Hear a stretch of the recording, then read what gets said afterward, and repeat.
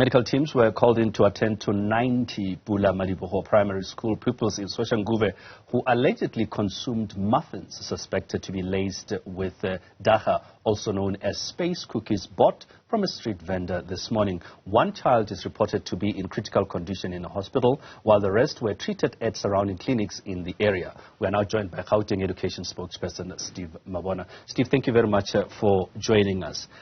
So quite a shocking number, 90 to have consumed so-called space muffins. Just tell us as to exactly what do you as a department know about this so far. Thank you very much.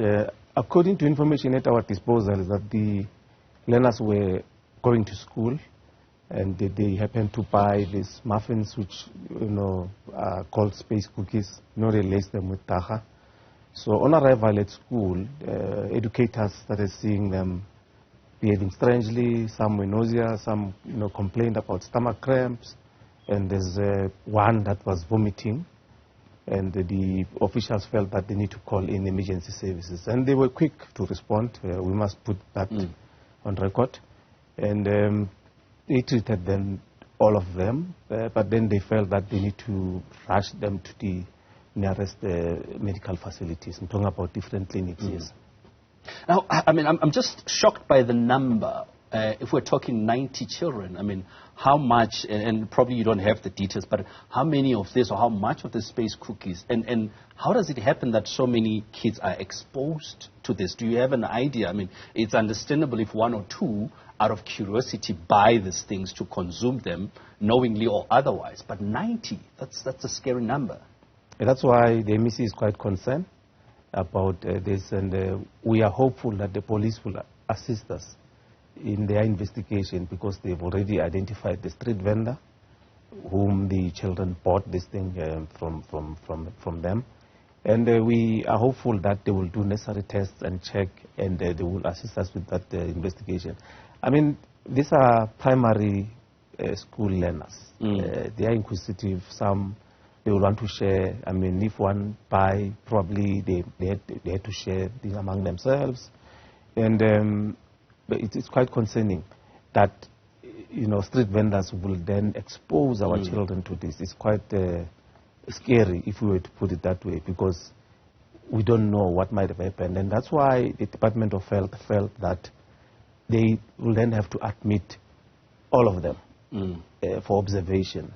They had to interact with their parents and just make sure, because initially there was about 80 of them that were rushed to different clinics, but the remainder were at school. But then the decision was then taken to say no, because these are young, children. To a certain extent, do you have an idea of the age groups that we are talking at? It's from all grades are affected there, from grade R to grade 7. I mean, you can imagine a grade R, going through that. So a decision was taken that they must all be, admitted for observation. Then the medical practitioners will then update us tomorrow on how they are doing, and we'll take it from there.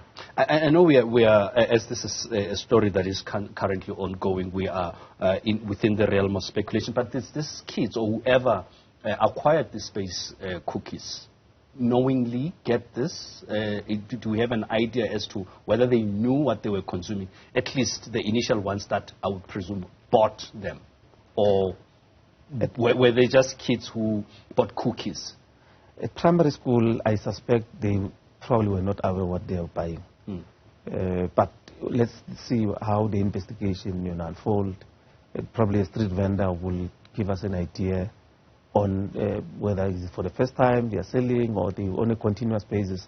But the SGB of the school need to make sure that the street vendors that are there, they screen them to a certain extent. Because sometimes we say, we're not responsible for what happens outside the schools. But practically, it's impossible, because look, now we are affected. So it's important for SGBs to always make sure that everyone that is in and around the schooling environment, they know who that person is. If they are selling things, they know what is being sold there. They must be concerned that one will just be selling things around their school and they're not sure on what is it that is being sold there. Because potentially people can then sell drugs around the school if we are quiet as which effectively space muffins are drugs. Yeah, definitely. So I'm just saying, taking it to the level where you harder drugs, you know, which they might be a problem for our children. So SGBs really need to play their role, and they will play it with them, and when we interact with them. Was this street vendor, from what you know, within the vicinity of the school, or how far from the school is it? Is it somebody who, you did say that police are still investigating but have identified, is it somebody who's regularly around the school? Is it something new? Like how much do you know about that? No, we don't have that information. We will rely on the police. Probably they will be in a position to give us more details at a later stage, because what we know that they were doing necessary investigations, whether they were still questioning with the probably potential of charging, we don't know. So we'll leave it to them. We know that they will communicate on the latest development. And from this point, what happens from your perspective as the department? Well, what we are doing tomorrow, the psycho support team must go to the school just to make sure that all those that were not affected, there's no fear of them coming to school, because we had to, send them back home. Parents had to be called, and some hysterical messages were sent around, parents, some messages which were really misconstruing all this, were saying it was a food poison, which probably is not. And so we feel that we need to manage the school very closely. So our officials will be at the school tomorrow just to make sure that everything is intact.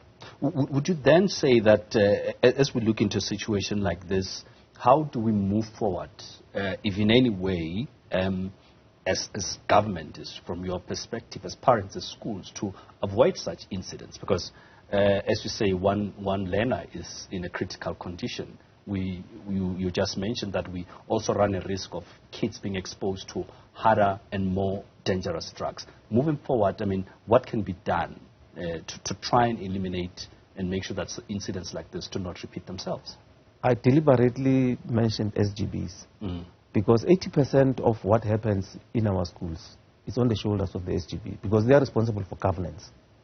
So, like as I've indicated, street vendors that are not far from the school or that are in the same precinct, they need to be concerned to say probably our children will be consuming, things that are sold here. What is it that we're doing to make sure that the environment is safe and we will not have challenges? So we'll be working with them very closely just to put a re-emphasis on things that need to happen in and around our schools. And they know, we cannot fold our arms and say this happened outside. While as SGB we are there, and including officials. We need to guide them. If they need to be taken to necessary training, that's what we'll normally do them, and empower them on what is it that they need to do to make sure that the environment is safe. We just launched a school safety last week. We're putting an emphasis on the role that we're going to be playing as a department, making sure that the environment is safe. There's more patrollers. There's CCTV cameras in all those high-risk areas. So all those things we cannot do if the SGB and parents are not assisting us as a department. Would you then say that that limits you as the department because, lack of a better phrasing, you do not necessarily have jurisdiction outside the school premises? It becomes difficult to expect the department to be in the community. Our parents are in the community. These are their children.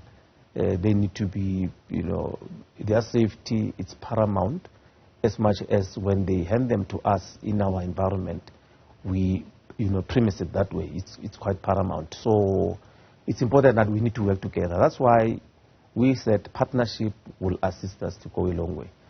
Hence, we have our sister departments. In the event of anything, they are there. They know what to do. So that we are all empowered. Social development, very close to us. Health is very close to us. Community safety. Those departments that are in the social cluster, we are very close. We share plans. We share on what is it that we need to do to make sure that our environment is safe at all times. And you did say that the department will be visiting the school tomorrow. What generally will be the purpose of your visit?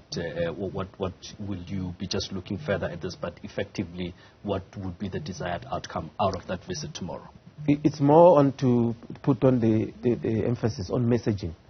what is it that learners need to look out for? What is it that they need not to do when they are, en route to school? What is it that they need to look out for? So our psycho support team will be there to look at all those. I mean, these are professionals that they will know on what is it that they need to emphasize in terms of messaging. Those that are the fears of coming back to school because they might have seen, the scenes where some were vomiting, some were nauseous, and it was quite busy, and some were scared to say what is really happening because they didn't even know. You must understand that most of our schools in the township we feed. So one will think that probably is food that they ate from school. So it is quite important that we need to make sure that they know what happened, what is the latest, what is the latest, especially about those that are critical, that will be at hospital. I lay fears that their friends, some of them, they are very close to them. They will be coming back and continue with the process of schooling. And just finally then, you did say that as much as the SGB has a bigger role to play, parents and community has a bigger role to play. But in terms of support, will you be offering any form of support either to the affected kids, their families, and the SGB going forward to, I guess, conscientize them and to avoid, as I mentioned earlier on, such incidents repeating themselves, not only at this particular school, but within the community? No, definitely. I mean, support is guaranteed. That's what we will normally do at all the times. That's why I've indicated that tomorrow, first thing morning, our officials will be there. If they need more support, because we're talking 90, children, we'll tap into social development. We partner with them. We have our NGOs, Teddy Bear Foundation. They can also assist us. So the partnership works very well, and we know who to interact with so that it works very well for us. I mean, even the police themselves, they do have professionals that work with the children. Mabona, thank you very much for coming through to talk to us. And of course, that situation, we'll be watching it very closely. You heard that the MEC will be visiting the school tomorrow. I'm sure we'll keep you up to speed with all that is happening.